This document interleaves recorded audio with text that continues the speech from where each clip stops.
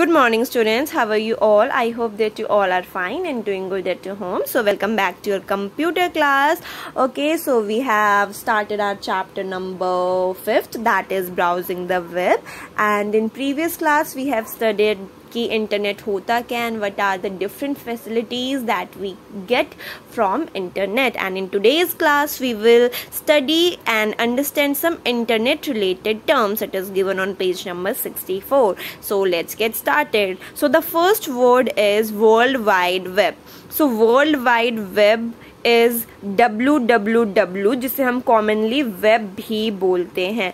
So basically ये जो world wide web है ये कई सारी वेबसाइट्स की कलेक्शन होती है जिन्हें हम इंटरनेट के थ्रू एक्सेस कर सकते हैं. एक्सेस मीन्स यूज कर सकते हैं.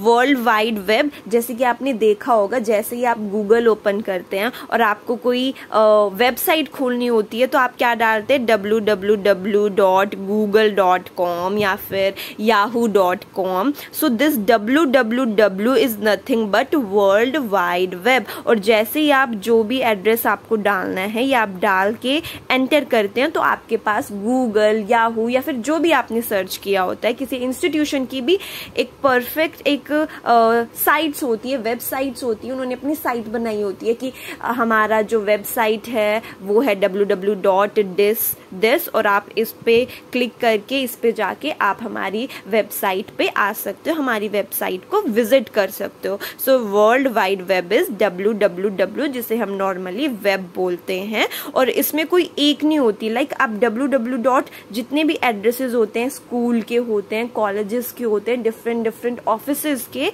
ऐसे ही वेबसाइट्स होती हैं जो कि वो क्रिएट करते हैं. और मतलब ये पूरा वर्ल्ड वाइड फैला होता है और इसमें बहुत सारी वेबसाइट्स होती हैं आप जो कि आप इंटरनेट के थ्रू इजीली यूज कर सकते हैं.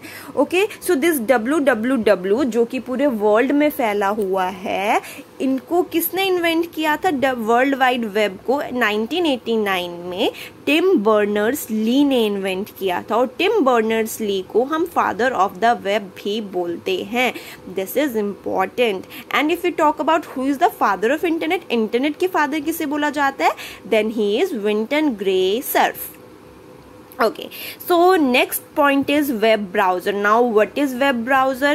Web browser एक एप्लीकेशन होती है जिनसे आप डिफरेंट वेबसाइट को एक्सेस कर सकते हो, चला सकते हो.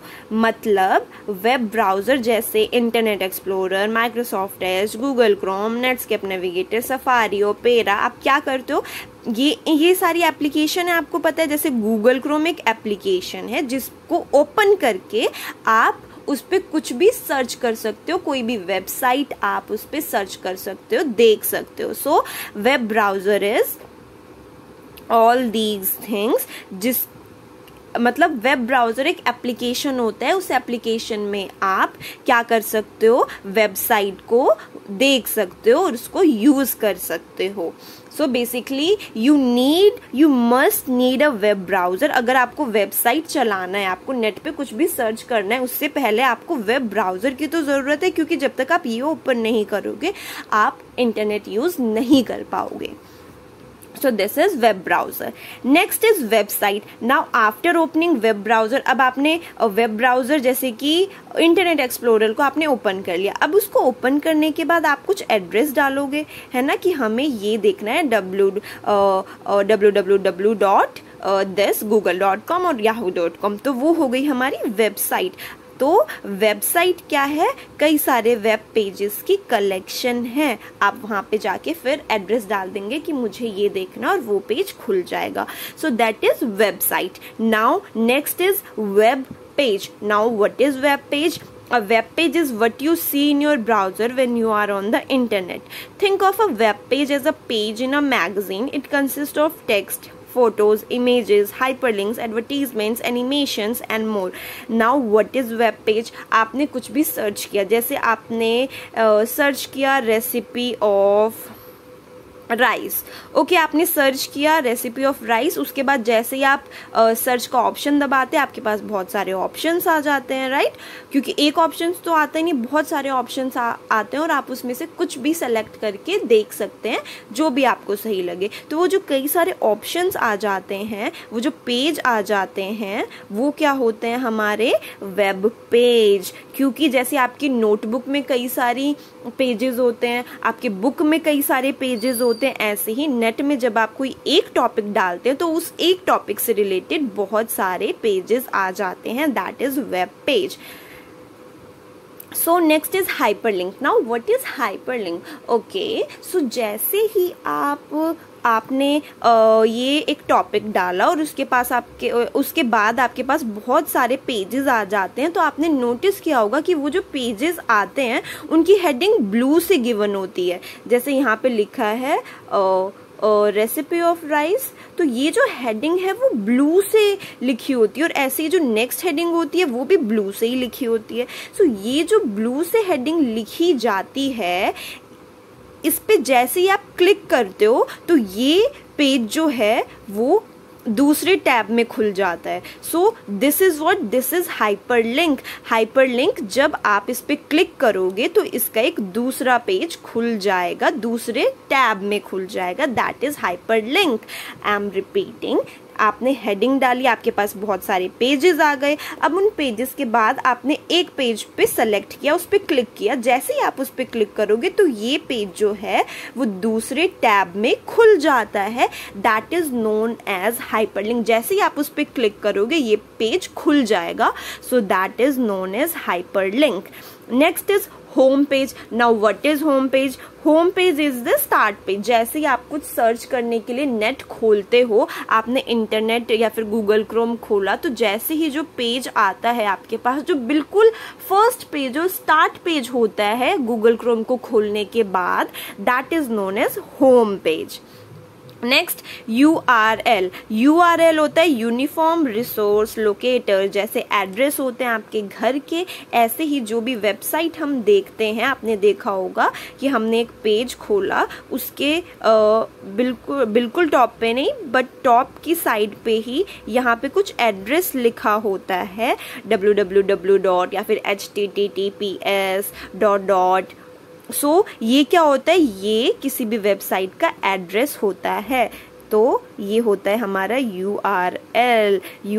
URL क्या होता है, किसी भी वेबसाइट का एड्रेस जो कि यहाँ पे ऊपर गिवन होता है, that is URL। The next term is and the last term is internet service provider. As the name is suggesting that it provides internet, ये सर्विसेज क्या करती हैं, हमें इंटरनेट प्रोवाइड करती हैं। हम अपने फ़ोन में या फिर लैपटॉप कंप्यूटर में नेट तो चलाते हैं, बट वो प्रोवाइड कौन करता है? अपने आप तो होता नहीं वो चालू। कंप्यूटर ऑन करते ही क्या नेट चालू हो जाता है? उसमें कुछ सेटिंग्स करनी पड़ती हैं, आपको वाईफाई कनेक्शन लेना पड़ता है या फिर ब्रॉडबैंड कनेक्शन लेना पड़ता है। सिमिलरली मोबाइल आपने चालू किया, क्या उसमें ऐसे ही नेट चल जाता है? नो, आपकी सिम में आपको रिचार्ज कराना पड़ता है। दैट मीन्स जब तक सिम नहीं होगी और उस पर आप रिचार्ज नहीं कराओगे तब तक आप नेट यूज नहीं कर सकते। तो इसका क्या मतलब है कि वो सिम आपको इंटरनेट प्रोवाइड कर रही है। और हमारे पास डिफरेंट सिम है, BSNL, MTNL, Jio, Airtel, Vodafone. So all these are internet service provider जो हमें इंटरनेट की सर्विस प्रोवाइड कर रही है। So this is it for today. Today we have discussed some internet related terms, world wide web, www, web browser, and all these are examples of web browser. Then website, इसको open करने के बाद जो आप open करते हैं that is website. आपने उसके बाद कोई टॉपिक डाला, उस टॉपिक को डालने के बाद बहुत सारे पेजेस आ जाते हैं, दैट इज वेब पेज। अब जो वो पेजेस आ जाते हैं बहुत सारे, आप किसी एक पे क्लिक करोगे तो वो दूसरे टैब में खुल जाता है। आप किसी एक पे क्लिक करोगे वो तुरंत ओपन हो जाता है, दूसरे पे क्लिक किया वो भी ओपन हो गया, तीसरे पे किया वो भी ओपन हो गया। तो ये जैसे ही आप क्लिक करो और वो ओपन हो जाए तो दैट इज हाइपरलिंक। क्लिक करते ही ओपन हो गया हाइपरलिंक। नाउ होम पेज, आप कुछ भी आपने जैसे ही क्रोम खोला और जो स्टार्ट पेज, जो फर्स्ट पेज आया that is home page. Now URL क्या होता है? वेबसाइट का एड्रेस जो कि ऊपर गिवन होता है, एक सर्च का ऑप्शन होता है यहाँ पे और उसके साइड में ये एड्रेस गिवन होता है। नेक्स्ट इंटरनेट सर्विस प्रोवाइडर, तो इसमें हमारी सिम्स आ जाती है, जो कनेक्शन होता है जिससे हम नेट चला सकते हैं वो आ जाते हैं। सो this is it for today. I hope that you all have understood. Thank you.